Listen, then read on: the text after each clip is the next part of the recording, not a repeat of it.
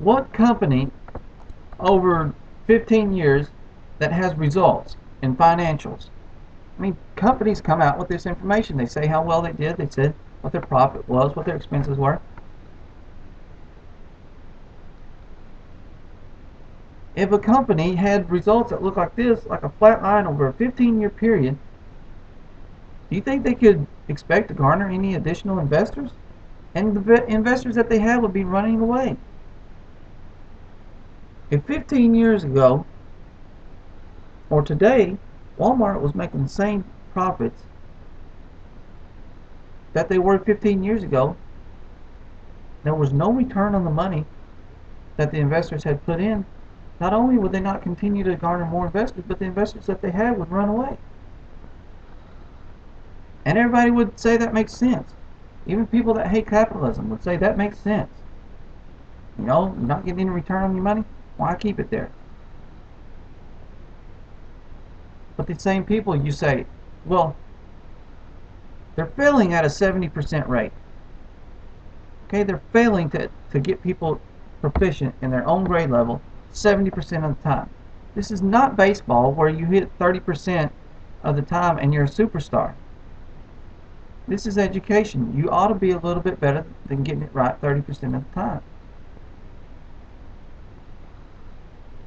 And it's 15 years, it's 20, it's 25 years. And every time, money will make it better, money will make it better, money will make it better. We need more money, more money, more money. But now look at this as an investment from the opposite side. Look at it if this was Walmart, and Walmart somehow was able to garner all this additional money, but they didn't have to produce anything else out. Now, isn't that a return for them on their investment? Or isn't that just making their profit margin wider and wider and wider when they've got more and more and more and more money coming in, but they don't have to do any better? They don't have to provide better results?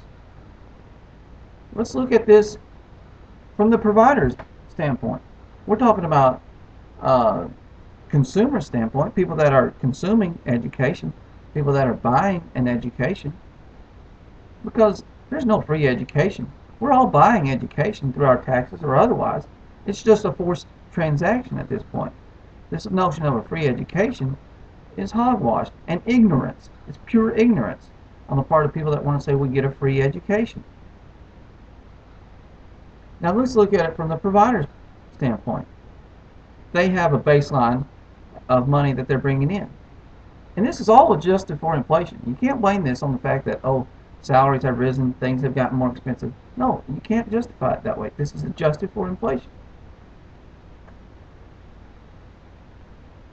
So on the provider side, they're getting more and more money by attaching themselves to the politicians, by being politically active, and they're getting more and more and more money.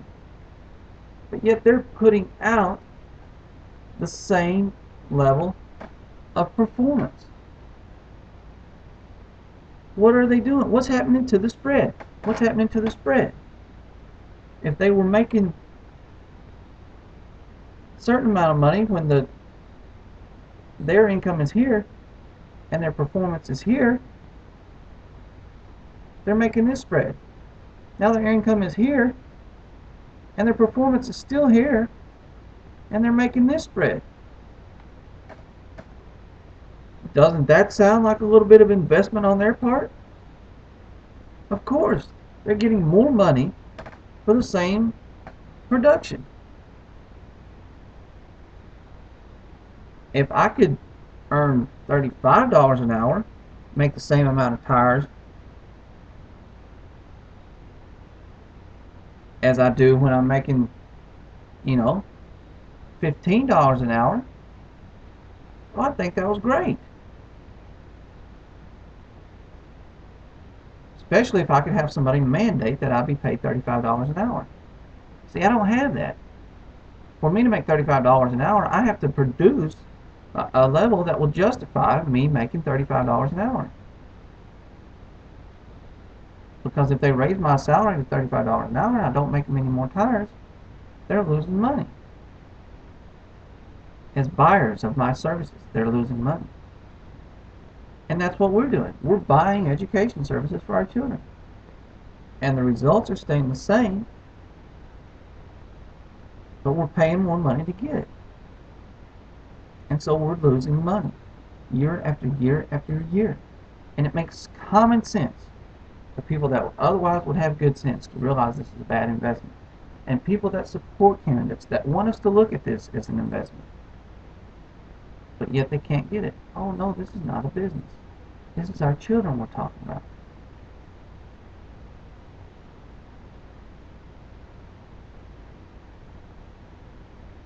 Well, it's a business for somebody. It's an investment for somebody. It's a profit-making scheme for somebody. Who is it for? Anybody with a lick of common sense can see it's a profit-making, self-indulgent scheme by the teachers' unions and the state-controlled education system. It's very easy. Very easy. When you remove something out of quote-unquote the free market, you don't remove it out of the market. It's still a market. Somebody's still profiting, somebody's still losing. You just appoint the winners and losers. That's all. Just because you take it out of the free market doesn't take it out of the market. Markets exist, whether you want them to or not. They just get distorted according to how you mess with them. So I'm tired of all this talk about investment when the people that are talking it don't even believe it. They won't even apply the standards of investment to the very areas that they're talking about investing in. And they're caught in this doublespeak because they know they're forcing you to put money somewhere where you wouldn't put it if you were left to your free will. It goes back to points I've made in other videos, but Murray Rothbard says, you know, why is it that you have to gain your customers or your students through coercion? Do you not think that you'd have plenty of students otherwise? I mean, we're told how great these services are. Oh, education for the children. Everybody gets the same free education. Is a poor student any worse off? Or is a rich student better just because their dad has money?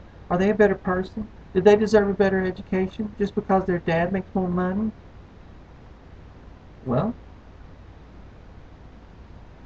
this is what you get when you give everybody a great education, regardless of their ability to pay. You get 30% of people reading at their own grade level for $6,500. That's a big enough, you know, mess around. But then you get 30% of them passing it for $8,300 or $8,500. Isn't public education grand? Can't imagine why somebody would stand up in the public square and say we need to do away with it. Other than the fact that they hate poor children and they're elitists. That could be one reason that somebody would stand up and say that. But other than that, I just can't imagine why somebody would say something like that.